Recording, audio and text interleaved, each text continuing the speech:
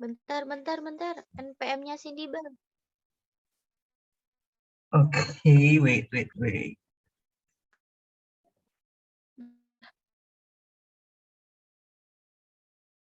Okay, good morning everyone. So, hari ini kita akan belajar tentang pengertian statistika dan jenis-jenisnya. Anggota kelompoknya ada saya, Iqbal Salman Abdurrahman, ini Nur Laila, ada Rindi Hediani, dan Cindy Dian. Oke, jadi apa itu statistika? Jadi secara etimologis, kata statistik berasal dari bahasa Yunani status atau dalam bahasa Inggris state yang artinya negara. Pada mulanya, kata statistik diartikan sebagai kumpulan bahan keterangan atau data yang mempunyai arti penting dan kegunaan besar dalam suatu negara. Jadi statistika itu adalah ilmu, sedangkan statistik adalah kumpulan angka yang tersusun lebih dari satu angka. Nah, jadi maksudnya di sini adalah apa itu statistika dan bagaimana itu berbeda dengan statistik. Jadi statistika itu adalah ilmunya, sedangkan statistik itu adalah kumpulan angkanya, kumpulan datanya yang tersusun lebih dari satu angka, itu yang namanya statistik. So, ini ada mengutip dari kata Lin in 2008. Statistics is the science of collecting, organizing, presenting, analyzing, and interpreting numerical data to assist in making more effective decisions. Jadi statistik itu adalah sebuah ilmu dalam mengolah, mengumpulkan, menampilkan, menganalisa data-data numerikal untuk membuat keputusan yang lebih efektif. Jadi hasil akhir dari analisa data secara statistik ini adalah untuk membuat keputusan yang lebih efektif. Seperti itu. Oke, selanjutnya ini ada pengelompokan statistika. Nah, dalam statistika, salah satu pengelompokannya itu ada statistika deskriptif. Jadi, statistika yang menggunakan data itu ada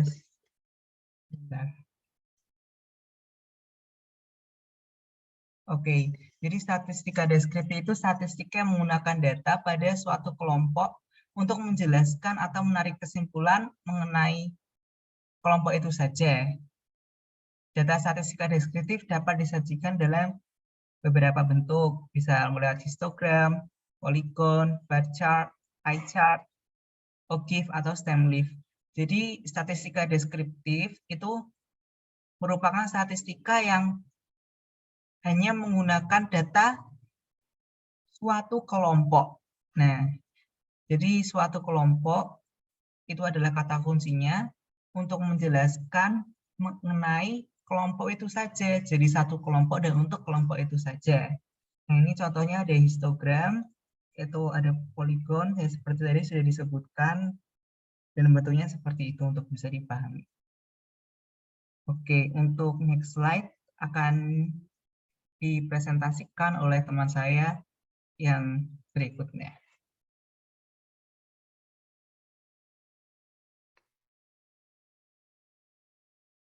Baik, terima kasih untuk waktunya. Untuk pengelompokan statistika yang selanjutnya yaitu statistika inferensial. Apa itu statistika inferensial? Yaitu statistika yang menggunakan data dari suatu sampel untuk menarik kesimpulan mengenai populasi dari mana populasi tersebut diambil. Nah, sebelumnya tadi yaitu statistika deskriptif, yaitu dengan kata kunci menggunakan data suatu kelompok. Nah, kalau statistika inferensial itu menggunakan data dari suatu sampel. Sebagai contoh, yaitu untuk menganalisis hubungan pertambahan berat badan ibu hamil dengan berat lahir di daerah Cibinong diambil sampel dari RSUD Cibinong. Jadi seperti itu ya. Untuk selanjutnya, next slide. Oke, jadi kita ada perbedaan antara statistika deskriptif, dan inferensial. Untuk statistik deskriptif, yaitu distribusinya frekuensi, penyajian datanya ada grafik, bagan, dan diagram. Untuk pengukuran tendensi sentral atau pemusatannya, ada mean, median, dan modus. Untuk pembagian distribusinya ada kuartil, desil, dan persentil. Dan selanjutnya untuk variabilitas ada range, mean, deviasi, standar deviasi, sigma score. Dan untuk angka indeks, dan yang terakhir ada time series atau deretan waktu atau data yang berkala, seperti itu. Dan sedangkan untuk bidang kajian statistik inferensial, ada probabilitas atau teori kemungkinan, ada distribusi teoritis, sampling dan distribusi sampling, ada studi estimasi atau penaksiran pada tingkat populasi, dan uji hipotesis, ada analisis korelasional dan uji signifikansi, dan analisis regrensi untuk peramalan. Jadi, jika kita tarik kesimpulan, pada intinya kalau untuk statistika deskriptif itu kita menggunakan data dari suatu kelompok dengan distribusi frekuensi dan sampai dengan nomor 7 tersebut. Dan untuk statistik inferensial itu kita mengambil data dari suatu sampel. Jadi ada probabilitas dan ada sampling, terus ada uji hipotesis seperti itu. Untuk selanjutnya, next Mas.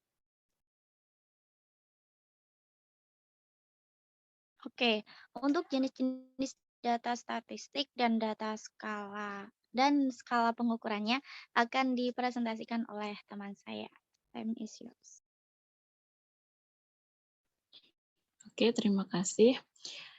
Jadi untuk pertama, jenis data statistik berdasarkan sifatnya itu ada dua, yaitu data kuantitatif dan data kualitatif.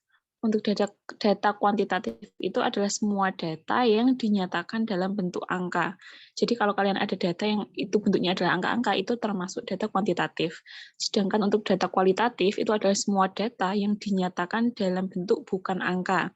Biasanya dinyatakan dalam bentuk pernyataan. Ya, jadi itu mudah sekali membedakannya. Kalau kuantitatif pokoknya itu adalah yang angka, sedangkan kualitatif yang bukan angka. Next. Kemudian ada jenis data berdasarkan sumbernya. Ada dua, yaitu data primer dan data sekunder.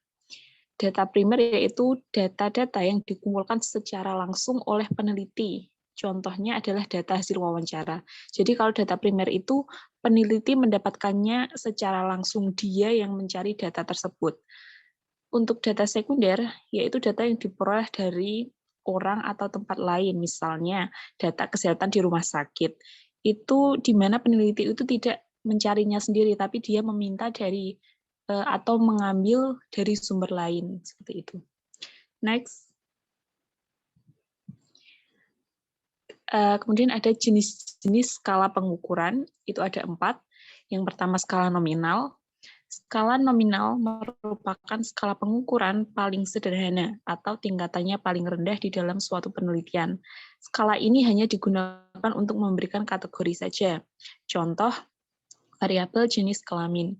Jenis kelamin akan dibedakan menjadi laki-laki dan perempuan. Nah, di sini tidak ada tingkatan yang lebih rendah ataupun tinggi. Jadi kalau skala nominal itu hanya pengelompokan saja, tidak ada peringkat mana yang lebih tinggi, mana yang lebih rendah, seperti itu.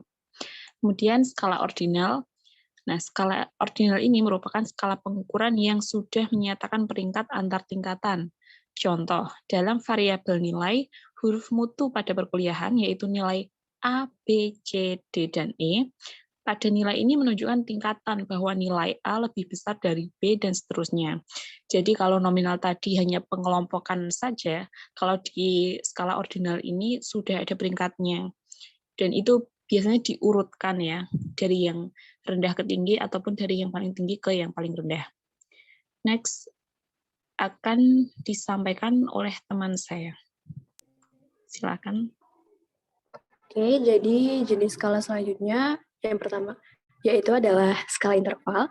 Nah, skala interval merupakan skala pengukuran yang biasa digunakan untuk menyatakan peringkat antar tingkatan.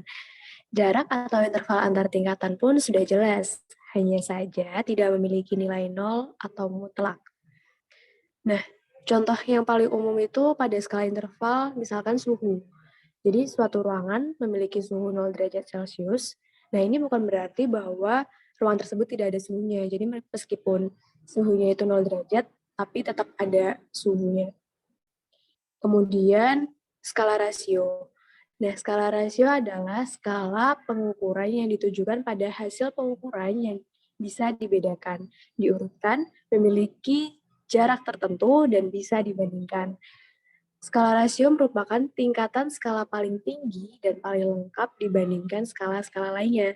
Nah, contohnya, nilai ujian matematika Tono adalah 50, sedangkan nilai Tony adalah 100.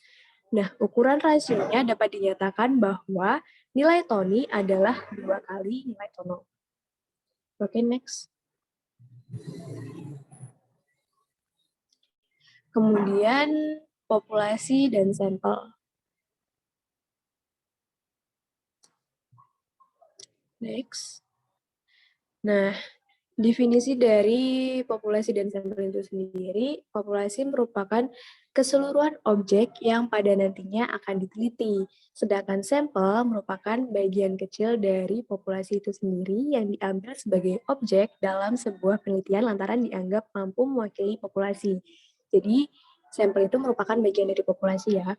Kemudian contohnya, misalkan nih, populasinya mahasiswa S1 di Indonesia. Nah, kita bisa menggunakan sampel 100 mahasiswa S1 dari 3 universitas berbeda di Jawa Tengah yang menjadi sukarelawan dalam penelitian tersebut. Jadi, sampelnya itu merupakan bagian dari populasi itu sendiri. Oke, next. Baik, sekian presentasi dari kelompok kami. Terima kasih.